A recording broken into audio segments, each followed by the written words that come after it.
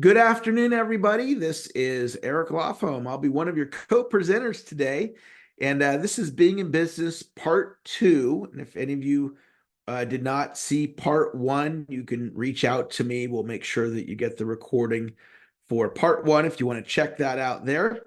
And before we jump into being in business, the Being movement creates the possibility of transformation for the price of a $20 book called The Ultimate Coach by Amy Hardison. And that book is available in paperback, Kindle, and Audible. The three distinctions of being, whether it's being for family, fitness, business, is we're always being. We can observe our being and we can shift our being.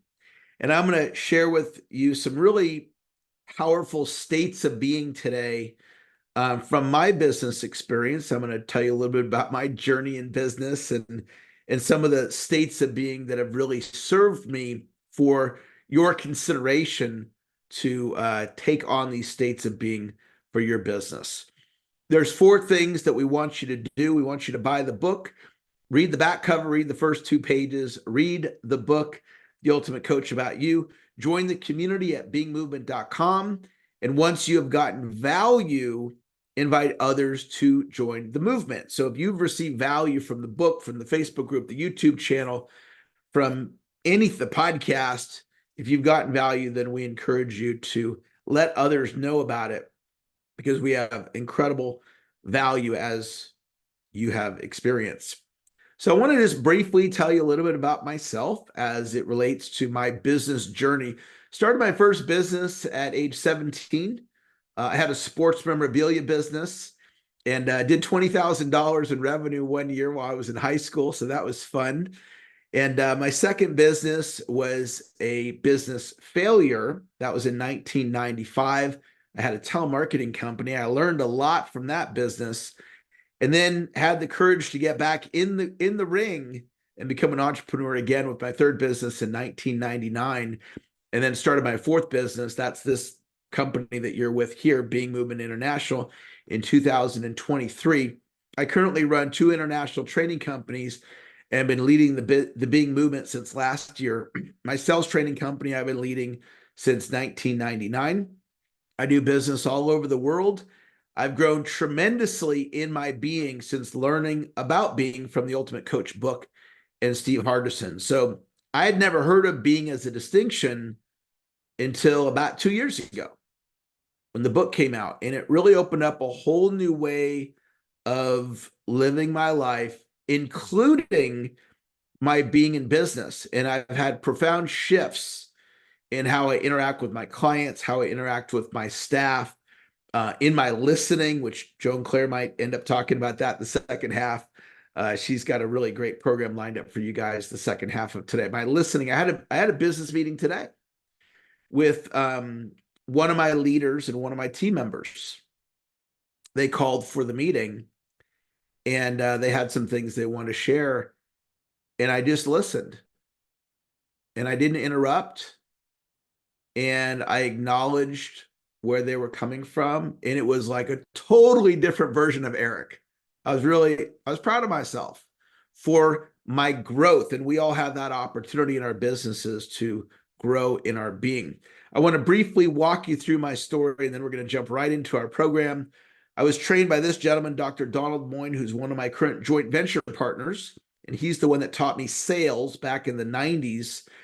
I then went and worked for Tony Robbins as an employee in the mid 90s. And this is me with the man, Steve Hardison.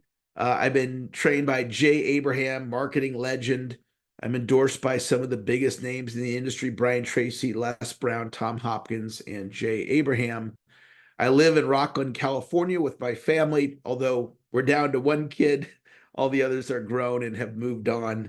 That's a small town just outside of Sacramento, California. So 2 outcomes for today's training. Joan-Claire and I are going to team train, and we're going to share with you some really powerful ways of being and ideas about being as it relates to business.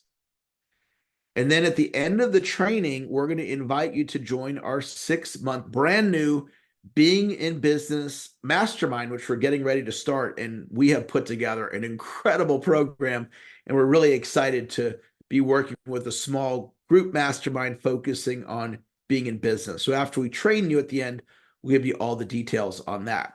Okay. First idea around being as it relates to business is being commitment. So some people in business, they are being dipped their toe in the water. Let me try out this business thing and see how it works. And one of the things that I did with the Ultimate Coach Facebook group is when I launched it a little over 2 years ago, I made a 20-year commitment to Steve Hardison and to the community. And there was no magic in the number 20 years. The reason I made that commitment is because I felt like that's what the job required. So I made that commitment. And when we're committed, the position we're coming from in life, I'm going to call that state of being, right? The position I'm coming from creates a certain way. So if I launched a Facebook group with no commitment, that would have created a certain way. If I launched it with, hey, I'm committed to getting this thing up off the ground, and then somebody else is going to have to come in and take it over, that would have created a certain way. And then when I made the 20-year commitment, that created a certain way. And ultimately, one of the things that came out of that commitment, when Steve saw that I was being my word and being committed, he asked me, could you do it on Instagram? I believe that request to create the Instagram it came from my commitment. And then it ultimately turned into YouTube and podcast and LinkedIn, who Joan-Claire runs our LinkedIn group. And then later, he came to me and said, Amy and I have been talking, and we want somebody to organize the Being movement into a company, and you're the choice. We'd like you to do it. And I believe that they came to me and made that request out of my commitment. So we're always being. We can observe our being. So just check in with yourself around where's your commitment level for your business, not as if you're dip your toe in the water or wherever you're at, other than being 100% committed is wrong. I believe there's no wrong thoughts. There's no wrong feelings. No wrong thoughts. So if somebody's being dipped their toe in the water, it's not wrong. It just creates a certain way. And you might observe your being and notice, you know what? I need to be more committed. I don't know if that's true for you or not. I'm just sharing a consideration for you.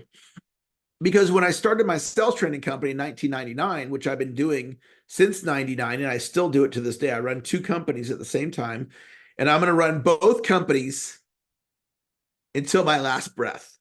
I have no vision to retire. Nothing wrong with that. Just not what I'm up to. I'm up to this is what I do, and this is what I choose to do for the rest of my life. And so I planted my flag. And I watched my father do this in pharmacy. My father's a pharmacist, and he's still a pharmacist. And he's been a pharmacist since his late 20s, and he's 83. And my dad literally is like the Michael Jordan of pharmacy. He's been the president of the board, and he's an expert witness, and he's trained at the university, and he's mentored other people in pharmacy, and he has achieved Michael Jordan-like results in his business out of his being commitment. So I grew up watching that. People will respond to who we are being in regards to commitment. In your fitness, in your marriage or your romantic relationship, in your relationship with your children, in your relationship with your employees. I had a situation with an employee recently, and I won't go into the details. It doesn't even matter. But I did something to communicate to them how much they mattered to me and the commitment that I had in them and how I wanted it to work for them. So they felt cared for, and they go the extra mile for me in large part because of that. All right, being commitment. There's your first idea about business. The next one is one of my new favorite words is leaning in. leaning in to being. And in this context, it's leaning into adversity. And adversity is part of life because there's duality in life. And what that means is with up, there's down, with on, there's off, with success, there's struggle. So sometimes in business, we're rocking and rolling. And other times, not so much. And that could be for a variety of reasons. It could be market conditions. It could be competition. It could be we're going through a hard time with our family, and then it crosses over and impacts our business. And so in 2003, the economy was fine. I was on track for my first $1 million year. And one of the people that I had trained decided that he wanted to start his own company. So he left my company and he recruited away a bunch of my talent. So I went from a staff of 20 to a staff of 1 in 30 days. So I'm on track for my first $1 million year. Everything's great. 32 years old. Life's amazing. I'm like, I can't believe what's going on. This is incredible. And then the wheels fell off. And I went into a depression. I had to shut my office down. My revenue stopped because I lost my sales team. I was upside down $150,000. Never had that happen before. I was with my first wife at the time. She was very upset with me because my finances were her finances and my upside down 150 grand was her upside down 150 grand. And I get it. Like, she's trusting me to take care of the family finances. And I had a really big misstep. And I could not get myself out of bed to go and work.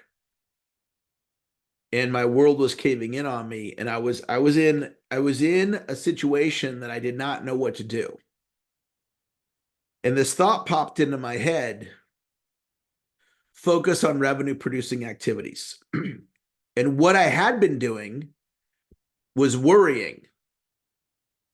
I was being worry. I was being fear. I was being doubt. They betrayed me. They turned on me, my staff. In my head, that was my story. And I don't even know how I did this. But this thought came to my head: focus on revenue producing activities. And I had this conversation with myself, and it went like this: Eric, get up during office hours, 9 to 5, let's say, go work from 9 to 5. All of your problems that you have, they're not going anywhere. So when you walk out the door, park your problems at the front door, and then go out and focus on working and go produce. And then when you return home, all the problems are still going to be there. In other words, you don't have to worry about them during the day. Go out and do your job during the day, and then come home and the problems will be there, and then you do the best you can in your off hours. And I sold my way, I produced my way out of the problem. And it took 18 months. And I turned my business around with the mindset: focus on revenue producing activities. Nowadays, with what I currently know, I'd call that a state of being. And there may be some of you right now in business, maybe you need to be revenue producing activities. And the distinction is actually not revenue producing activity, because we all do different things. And maybe right now your revenue's fine. So let's call it being focused on the priority. Being focused on the priority.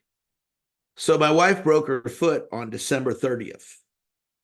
And I've been a caretaker in our relationship for the first time. And tomorrow she has a doctor's appointment. And the doctor's appointment's during the workday. So that takes priority over anything else going on in my life tomorrow, because that's the priority. Tomorrow is not revenue. Tomorrow, the priority is being the best husband that I can be. So what I want you to consider is, what is the priority for you? What does it need to be? And we're talking about business, but you can apply it to your whole life. But in business right now, do you need to be focusing on getting new accounts? Do you need to be focusing on customer service? Is it training? Is it leadership?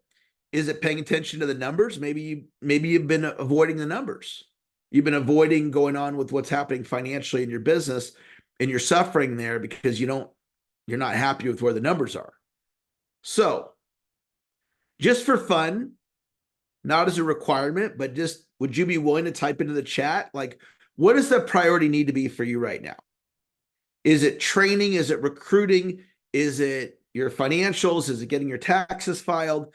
Is it generating new leads? Is it social media? Just for fun, if you'd be willing to type it into the chat of, like, for you, what would you say is either the highest priority or one of your high priorities? All right. And so then you just check in with yourself as you type that in or as you think the thought and go, am I being that? And if the answer is no, then today could be the day you go, you know what? Let me be that. Let me put the effort in and let me focus on that.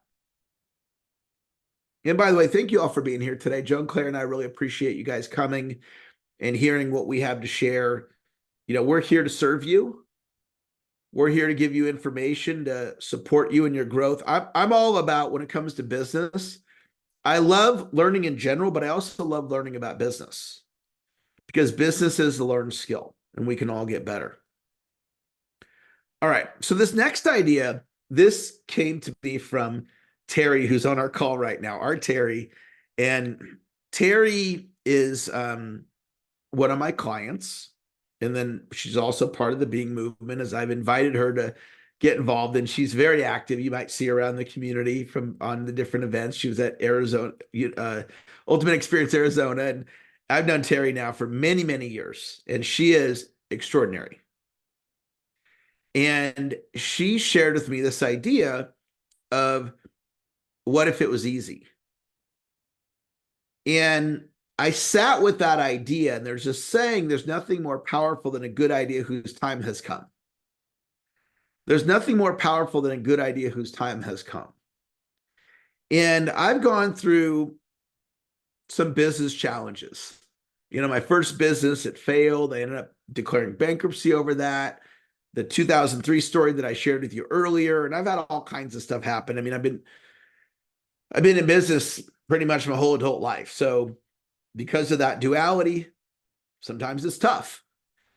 And there's certain traumas, business traumas that I've gone through. And sometimes I'll get anxious about what's happening in my business. And so Terry shared this thought, you know, what if it was easy? And I think she added, now it's her saying is, what if it was simple, easy, and fun? And so I've just got to what if it was easy so far. I didn't add in those other two just yet.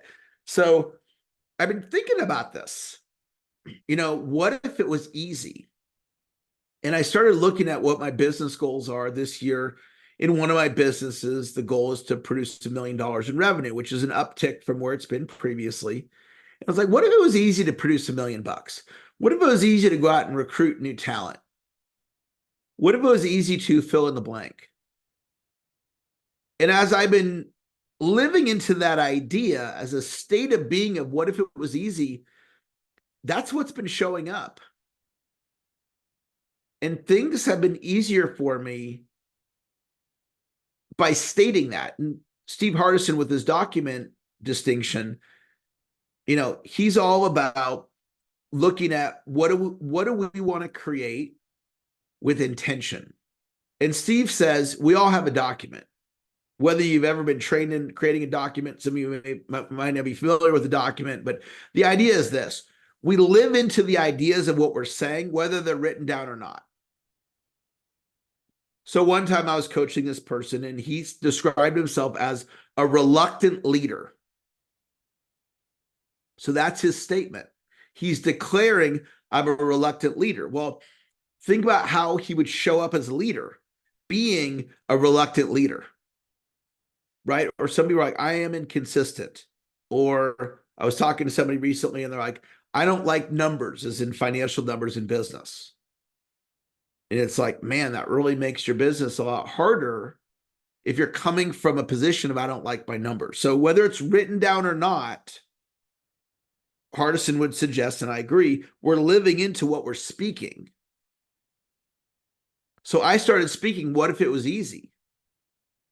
And I think that a lot of, well, really for my entire business career, I've operated from it's a grind. And I'm a very hard worker and I'm a massive action kind of guy, but I'm learning that I love massive action as a state of being. But I'm also learning that I can produce in an easier way. And so I'm using that language. And so what I'm sharing with you is the thought of, like, do you say, I can never hire the right people, or my team isn't motivated? And what I would suggest is, if you go, my team isn't motivated, perhaps if you showed up differently as a leader, they would be motivated. I've had people work for me before that I thought, this guy or this gal, they're no good. And then they go somewhere else and they crush it. And I'm like, I guess they were pretty good. I'm the problem. So it's just interesting. It's interesting about our ideas and living into those ideas. All right, I've got I think one more idea, and then I'm going to bring Joan-Claire on. You get to hear from her genius, and I'm grateful to have her as a partner on this project. And it says there on the screen, I don't need to have all the answers, and it's okay as the leader to make mistakes and admit mistakes. Pretend that says admit. So I had a meeting today with one of my leaders and one of my staff members for one of my companies. And they had some things they wanted to share with me. And I said, you know what? You're right. I made a mistake. I made a bunch of mistakes. And what's great about being it's okay to make mistakes is I don't have to have all the answers. You know, being in a leadership role doesn't mean we don't make mistakes, and doesn't mean you have all the answers. And I don't need to have all the answers. You know, things are happening sometimes in business fast and furious, and sometimes our emotions come in. Sometimes we do something without really thinking it through. Sometimes we think we've got the right answer and we don't. And so sometimes we make mistakes. And I had a mistake with Kasudi. Some of you know Kasudi, our Kasudi in the Being community. And Kasudi's extraordinary. And if you know him, you know that. I mean, he's special. We're all special. He's really special in who he is. And so he made a post in the Facebook group, and I did a post telling him not to do that. And I tagged him in the post. And it was hurtful to him. It was upsetting the way that I did the post. And one of the things I didn't realize is Kasudi's black. I'm white. I'm the leader. So I made a comment about him, tagged him, did a post about him.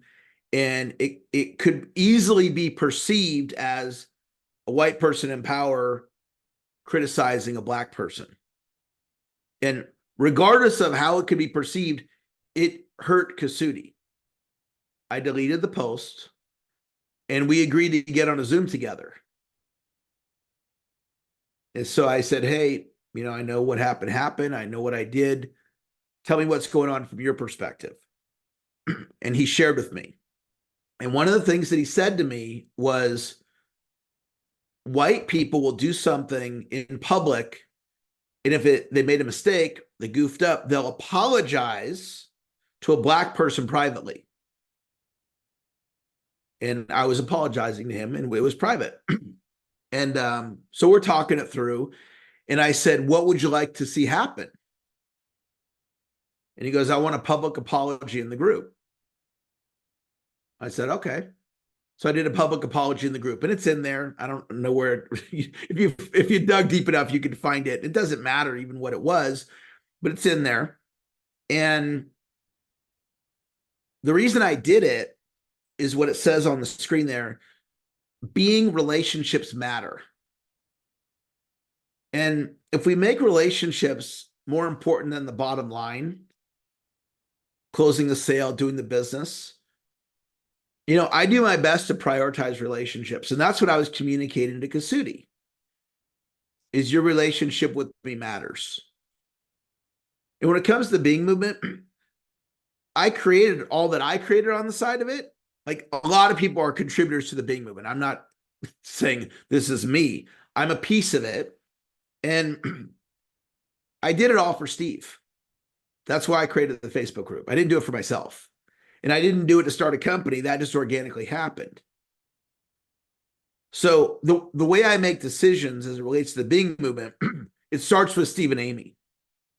That's the starting point for me, because relationships matter. And I will prioritize my relationship with Steve, which extends to Amy. And that's the way I approach it. And that's the way that I lead, is relationships matter. So not everybody does that.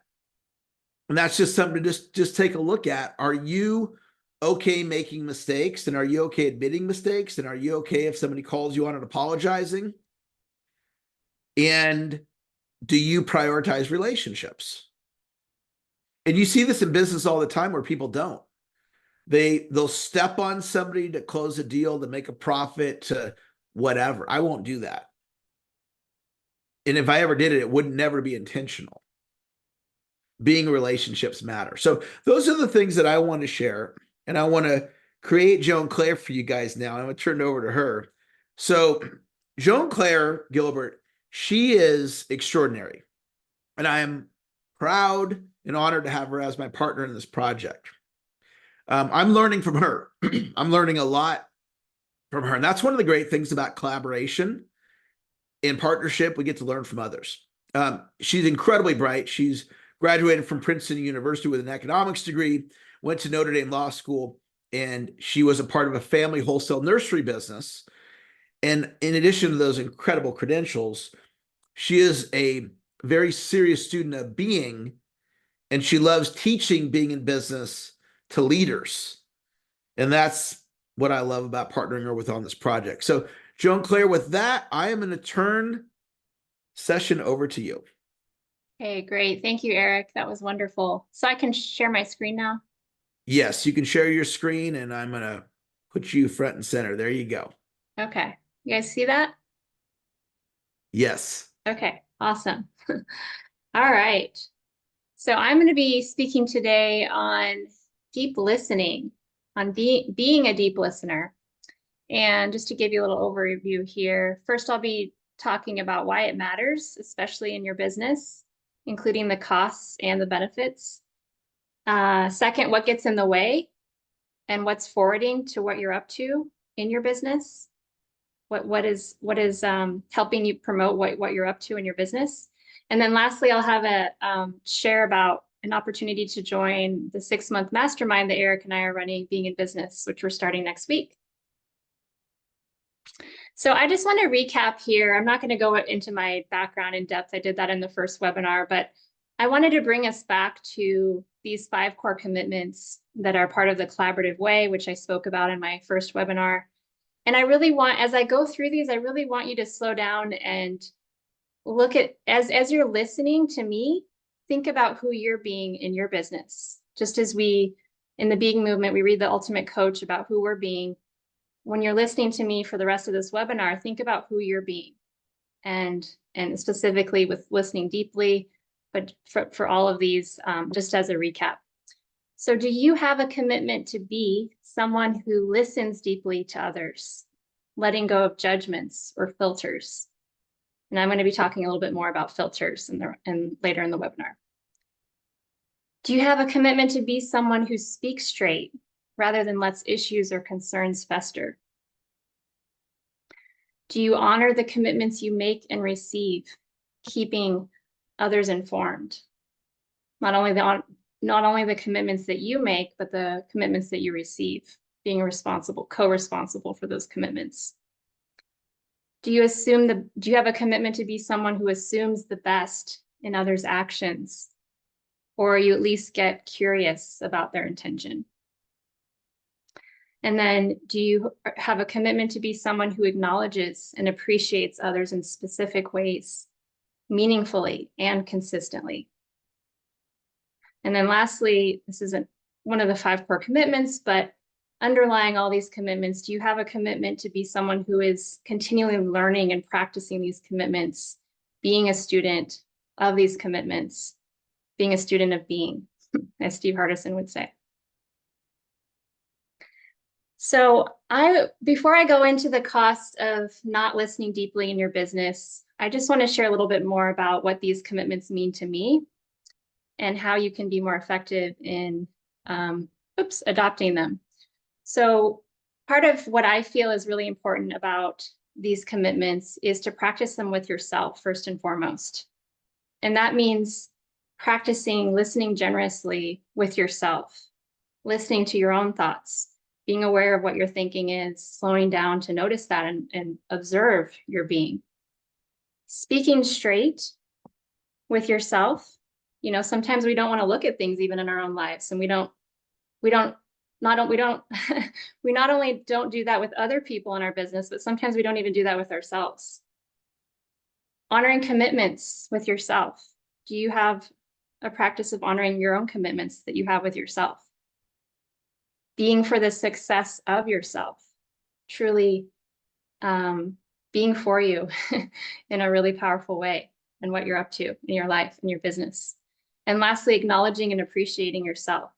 This is something that I found to be hugely powerful.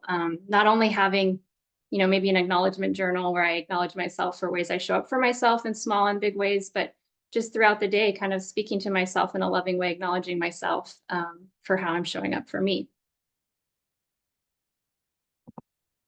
So I would say that each of these 5 core commitments of the collaborative way is a way of being, but it's also an art.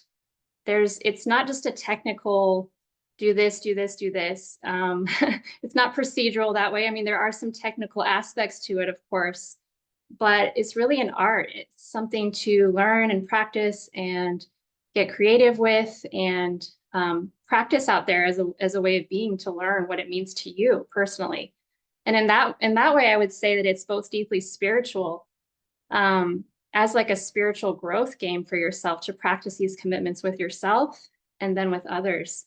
You know, Eric just spoke about being relationships, and these 5 core commitments you could think of as a way to practice spiritual growth in some way, and also have the practical aspect and outcome of higher productivity, increased effectiveness with your teams, and then that affects your bottom line, increases your profitability as well. Just wanted to share this quote I came upon this past weekend as I was studying listening generously, listening deeply for myself. And I just thought it was very poignant, just really, you know, simple but deep. Attention is the rarest and purest form of generosity.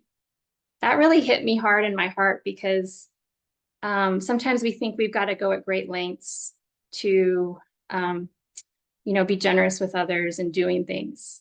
And listening deeply to others, it's so simple, but it's so rare, right? To have someone listen to you so deeply that they're not distracted, they're just giving you their utmost attention.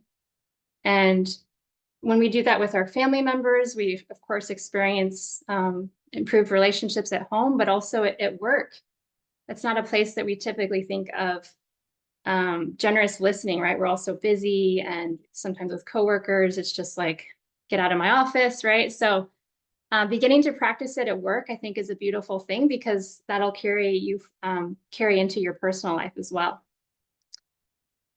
So just to wrap up this section, I just really want to remind you of the importance of focusing on growing your self-listening skills. And again, for me, that really looks like just slowing down, being present to me, not just doing things all day for other people, or to try to feel like I'm worthy because I'm doing a lot, you know, marking things off my to-do list, right? But just to slow down and be present to my own emotions, my own thinking, to acknowledge myself, observe my being, get curious, and then also to empathize with myself, to shower myself with empathy and love. So now I just going more to the cost side of not listening well in the workplace. I'm going to talk about that and share some statistics here. So studies cited by Harvard Business Review show that people are distracted, forgetful, or preoccupied 75% of the time when listening. It's pretty crazy, right? Three quarters of the time, people at work are not even really listening to each other. They're just distracted or preoccupied. Can you imagine the cost of that? There's people speaking and there's people not receiving what this speaking is. They're not listening. Research points to a crisis in listening as organizations spend 80% of their corporate communication resources on speaking. So speaking is, of course, powerful, right? But when there's an overemphasis on that, again, there's that lack of skill of listening, and then we don't have that two-way street going. And, post-COVID now, with so many people working at home, working remotely on Zoom, having conversations, there's not as much opportunity to read people's body language and so forth. So it's even more important than ever for employers to thoughtfully train and help their team become committed to a practice of deep listening. Otherwise, trust diminishes, and that leads to all kinds of other problems. So as far as like a brief definition of deep listening, I would say it's being fully present while listening for the value and contribution in what someone is saying. I'll share a little bit more about that, but it's being fully present without distraction and really looking at what is this person trying to communicate here? What is the contribution they're trying to make, and putting yourself in their shoes, seeing from their perspective. And fundamentally, deep listening is about being aware of when you're not deep listening, right? It's just, just like Eric shared before, we're always being, we observe our being, we can shift our being. So once you can observe when you're not listening or deep listening, that's the time that you can, of course, shift. So additionally, just a few more slides here on the costs of lack of deep listening: higher rates of turnover of top talent, more stressful work environment, more sick days, less engagement, lower productivity, and all that leads to lower profitability. And fundamentally, this is due to a lowered trust in the workplace culture. When there's not a lot of deep listening going on, it just lowers trust that people have with each other in the workplace. And of course, benefits are increased trust, more engagement, higher retention of top talent, and so forth. And they also experience less stress, more energy, higher productivity, more engagement, less burnout. So all kinds of statistics to support the importance of deep listening as a fundamental component of building a high trust workplace. I want to share here how listening is important, not only because of what you receive on your end, but it also affects what the speaker even says. Eric and I did a little exercise yesterday to practice our own deep listening, and it's really interesting how when the person tunes out, we practice kind of being distracted or interrupting, it really affects the energy behind what the speaker is saying. When you don't have someone that's listening deeply to you, it just feels like a complete waste of time. And that really affects what you even say, what you communicate with another person. Just wanted to share this quote by Steve Hardison. I was watching on the YouTube channel for The Ultimate Coach from The Ultimate Experience in India. He said, "We create others through our listening." So that's probably something you've heard before if you're part of the Ultimate Coach group, but we really inform other people's being by our listening. So when we listen to them, I feel like it's a form of honoring them and acknowledgement when we practice deep listening, and that creates their own opinion or idea or self-concept that they have when we listen to them. So I want to get into some things that get in the way of deep listening, right? This is probably the most obvious of all the things I'll be sharing in terms of what gets in the way. It's just lack of full presence. I have this little visual of, driving distracted, right? But some of these things that we might do that cause distracted driving, also you can think about as distracted listening. Keep being on your computer, being on your phone, maybe you're eating and not paying attention to the person speaking or just doing something else, right? So that can happen initially when the speaker is talking, or it can happen at any point in the conversation. And so it's not a point of judgment. It's just to notice, when did I get distracted, and then get back on track. And a lot of times, sometimes we're just also in our own thinking, and we're not aware that we're starting to be absorbed in our listening to our own thinking versus what the speaker is saying. So I really want to share for the rest of the webinar a lot more about filters. I mentioned that in the beginning with the collaborative way, how listening deeply involves being aware of your filters. And this isn't a term that I was familiar with before delving into the collaborative way. It's not a term I think is commonly used in mainstream society about listening, but the idea is that any thoughts that we have or way of being that we have when we're listening to someone can create what you might call a filter. So only certain things that the speaker is saying can get through because we have these ideas, these thoughts, these judgments that prevent what the speaker is communicating to get through to us. And, some examples here: he's got it all wrong, or here we go again. So these are ways of being that any of us can have that can prevent us from deeply listening. So I just wanted to share, something that came up for me this weekend. I had a deeper insight. I've always had this kind of awareness that I have a tendency to want to control family members, especially, or control life in certain ways. It's probably just a default childhood programming thing. But this past weekend, I was working with a coach and had a deeper insight around just my being still of kind of having, this should be different, life should be different, this person and my family should be different, my husband or one of my kids. And it really hit me hard because when you have a filter like that, and you're listening to, say, your spouse, right? And your default being is just, this person should be different. I mean, it's pretty profound. It hit me hard, and caused a lot of just realization on my part, like, wow, this is a being that you've really been living from, and you don't have to do that anymore. And I just felt the love, and then just seeing, like, what if my being or listening could be instead, this is perfect. My husband's perfect, my son's perfect, people that maybe I had some judgments about in certain ways. It's not that, like, I don't have, desires for improvement in our relationship or anything like that. It's more of just like a being of non-resistance to life and to a person in your life, that you can come from that, of like a non-resistance way of listening. A non-resistant way of listening is really powerful, because if you're already fighting what the person's going to say before they even start talking, that's definitely a filter. So I just wanted to share that's it's a way of being, but it's also a filter when you're listening to people that you have judgments about. So I just wanted to slow down here just briefly and share some common filters that people have, right? Not to judge ourselves, but just to become more aware.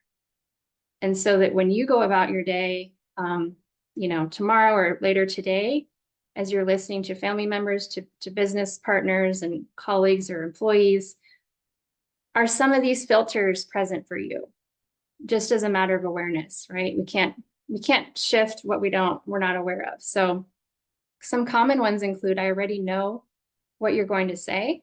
We already predict what other people are going to do or say. You aren't as good as you think you are. You don't know what you're talking about. I'm right, you're wrong. I agree, disagree. What am I going to say next? So commonly, we're preparing what we're going to say instead of really just being present to what the other person is saying. Do you approve of me? Do I look good? You could be focused on, how am I coming across here, instead of really tuning in and being present to what the speaker's saying. And then, I can fix it, and I'm busy. And I'm going to be going into some of these a little bit more in depth, but if any of them you notice for yourself, maybe take a screenshot, or some of these, my ways of being or filters that I have when I'm listening to my business people in my business or even vendors or clients, prospects, or with family members and anyone. So the filter of I already know what he's going to say, that's, that can be just like this predictive way of being. That can be also due to judgments we have of the speaker, like they always are this way, so they always say this, so I already know what they're going to say. I don't even need to bother listening.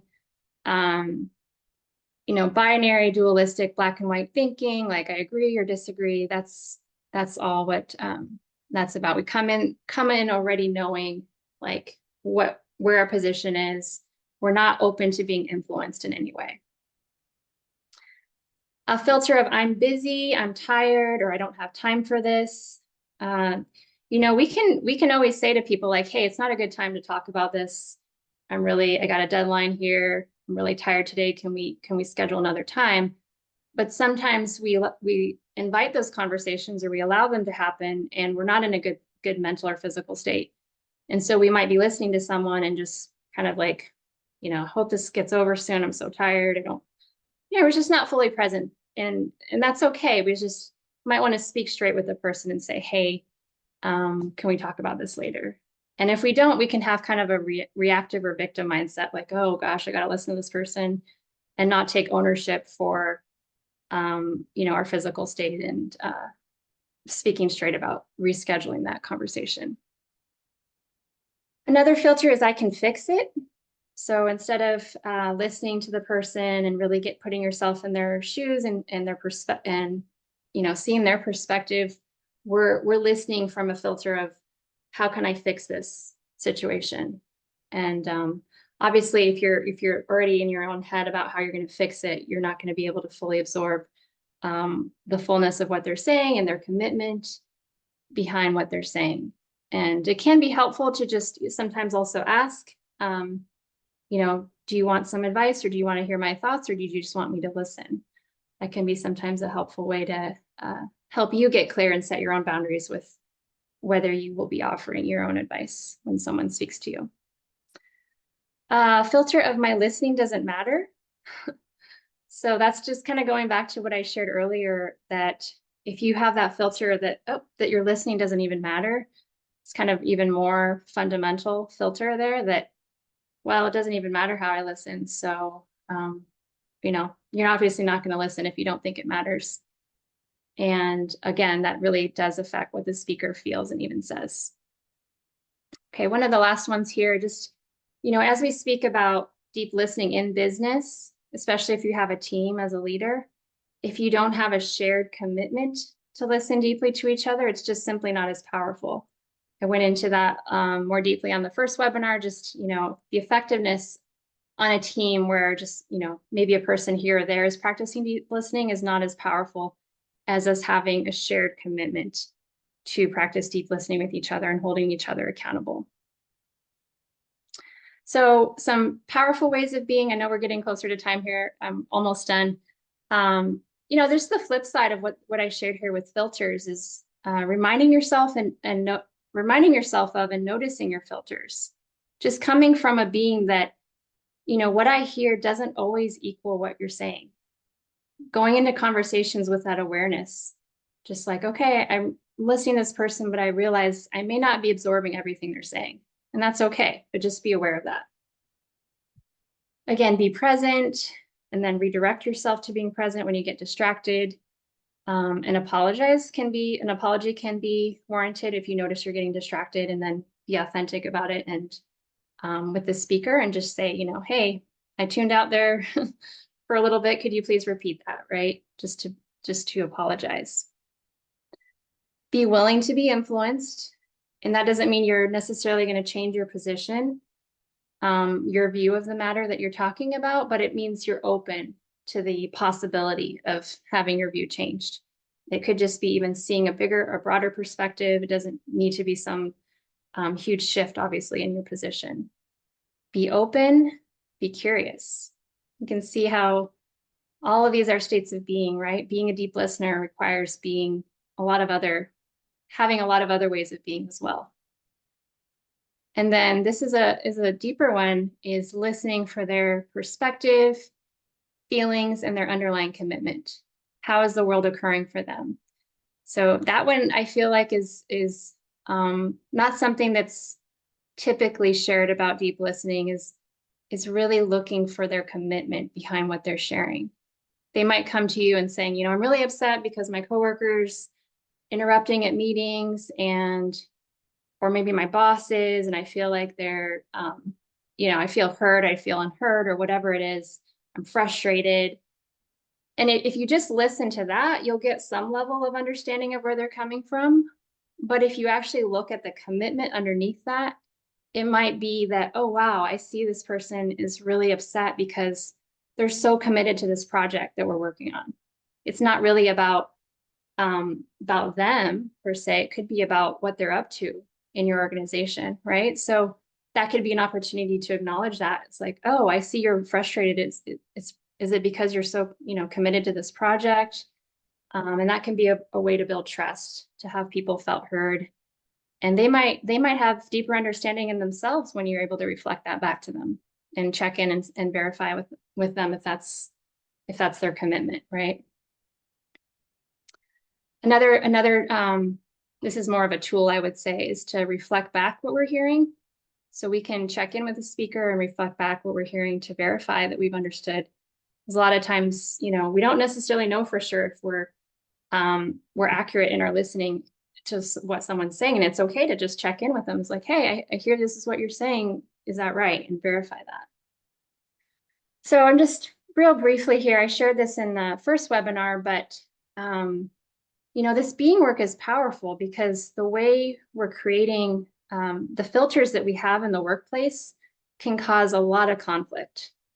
And when we can help our team members, first and foremost for ourselves, see our filters, we can just let a lot of those conflicts just dissipate and dissolve. So, I'm just sharing here briefly that 2 law firm administrators that I worked with, I saw that they were listening with a filter of she's undermining me, and it was affecting the whole culture in the law firm.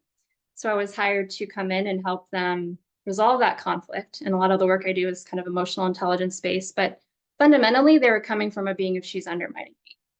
And it can be that simple, right? Just noticing, when am I being that she's undermining me? And then choose to shift to she's supporting me, right? So, we can gain a lot of those emotional intelligence skills, but at the end of the day, just noticing that way of being can be so powerful for yourself as a leader and for your team members. Just wanted to end here with this quote. We don't see things as they are, we see them as we are. We do not hear things as they are, we hear them as we are. So I thought this quote from Anais Nin or the Talmud, I don't know those sources real well, but I think it's a really good example of how filters work with deep listening. The position we're coming from, our being, is how we receive what others say. And so we have the opportunity to just begin to observe our filters, observe our state of being, and then become awesome listeners as we practice that. So I want to share now about the Being in Business Mastermind that Eric and I are starting next week already here. This mastermind is for people who are in business that lead teams. This includes managers, business owners, CEOs, or anyone who's leading a team. If you're a leader and maybe you don't have a big team, that's okay. But our long-term view is to really work with people that have a team, so we can help them practice this way of being with deep listening, and that all the ways of being with a collaborative way with their team members as well. The dates are the 1st and 3rd Tuesday at 10 a.m. Pacific, and it's going to be 2 90-minute recorded group calls, and it's going to be for 6 months, starting in March, next week already. And when you shift your being, you create the possibility to shift all your staff, your vendors, your joint venture partners and clients, and you can shift your entire company. And it all starts with you. Not to put any pressure on you, but it's a great gift, an opportunity for you to begin to work on your own being and be that example for your team members. During this mastermind, you're going to grow you, and you're going to gain clarity on where you're going and help get your team aligned behind a common vision and mission. But that requires for you to be, of course, clear on your own vision and mission for your business, and practice those ways of being with your team members. You're going to learn how to incorporate your business into your document or declarations, how being in business can help you achieve better business results, and the collaborative way process, which I talked about today. As far as what is included, it's 6 months of being in business training with 2 90-minute calls. Broken down, that amounts to 30 minutes of training that Eric and I will do, 30 minutes of masterminding, so you get to benefit from the brilliance of the other group members and their own ideas and practices in their own business. And then 30 minutes of Q&A and group sharing afterward. And all calls will be recorded. So if you're unable to make any one, you can rewatch them later. It also includes an all-day being in business training that Eric and I will be running here shortly. Don't have an exact date for that, but that'll be pretty soon. And then a one-on-one coaching session that could be 30 minutes with me and Eric, or one hour with one of us. And then there'll be an optional Facebook group as well. And as a bonus, you can add a key person in your business at no extra cost. The investment is $15K. This is the fee we will eventually charge once we have the case studies to demonstrate the value of it and the collaborative way. We're going to limit the group to 12 people, and we'll be adding participants until we reach 12. However, for now, because it's our exciting pilot program here, we're offering it for only $3,000, just a fraction, a fifth of the eventual investment amount. And you're welcome to pay that upfront with $3,000, or 7 payments of $500 for a total of $3,500. So if you are interested in joining us, super exciting endeavor we're embarking on, request an interview by emailing me at uplevel@joanclairecoaching.com. I have an I and an E in Claire, joanclairecoaching.com. And again, just to reiterate, that's 6 months of being in business training, 2 90-minute calls, all day being in business training, and an hour one-on-one coaching session, total of an hour. And just here as a double bonus for all you beautiful attendees joining us today, if you request an interview with me in the next 10 minutes, you will get an additional hour of coaching for a total of 2 hours of coaching. And again, that's my email right there. And that wraps up what I would like to share today. Eric, did you have anything else that you wanted to bring up? Yeah, I wanted to share a couple final thoughts, and I want to Okay. thank all of you for joining us today. And Joan-Claire, I want to thank you for your partnership and for all that you're doing to add value to my life and what I'm learning from you. And I'm very excited for those of you that are going to do this journey with Joan-Claire and I over the next 6 months. I believe what's going to happen is it's going to create shifts within you. The focus is being in business, but being is everything in our lives. And this is going to create powerful shifts in your being in multiple areas of your life, including your business. And Joan-Claire is really passionate to teach out of the collaborative way. So we're going to have the collaborative way, being, coaching, masterminding, and it's just an incredible value at our special pricing. So we look forward to working with those of you that would like our help. Just send an email to uplevel@joanclairecoaching.com to request an interview. And thank you all for joining us today. Thank you, everyone. Great to see you all. All right. Bye-bye. Bye.